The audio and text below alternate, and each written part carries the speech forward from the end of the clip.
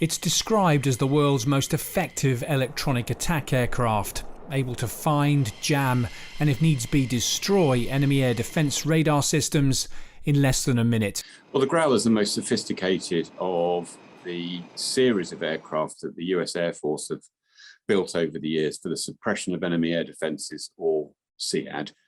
And the essential concept is you take a high-performance aeroplane, preferably one with 2 seats, and it gets involved in an almost cat-and-mouse game with surface-to-air missiles to fly just outside their range while tracking where they are, using some very sophisticated sensors to plot where the radars are on the ground, and then when the opportunity arises to perhaps use high-speed anti-radiation missiles, HARM, to essentially fire a radar homing missile to take out the radar of the surface-to-air missile. The US Navy is sending 6 Growlers to Spangdahlem Air Base in Germany. The Pentagon says they're being deployed to bolster NATO's eastern flank and won't be used against Russian forces invading Ukraine. They're not being sent because of some sort of acute threat that was perceived or some specific incident that happened.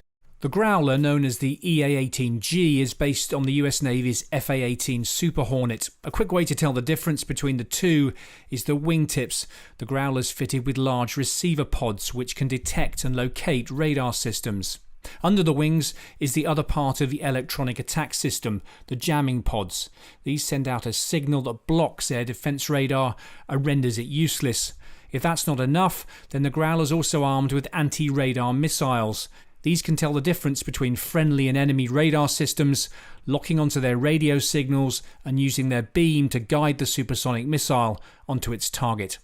The Growler's standoff distance, how far away it can jam radar from, is classified, but it's far enough to put the jet outside the range of enemy surface-to-air missiles. The great advance with the E-18G Growler, even over the Prowler, is that it can self-defend. It also carries air-to-air missiles on it. So even though it's not ideal, if it got into a situation where it had to defend itself against some sort of red air threat, it can do that. It can switch into an air-to-air mode. It's got an advanced radar up in the nose. It's got the AMRAAM missiles on there. And if it had to, it could momentarily put the electronic warfare mission to the side and engage that red air threat. Along with the Growlers, the US is sending 240 personnel to Germany, a mix of aircrew and maintenance staff. America now has more than 100,000 military personnel stationed in Europe.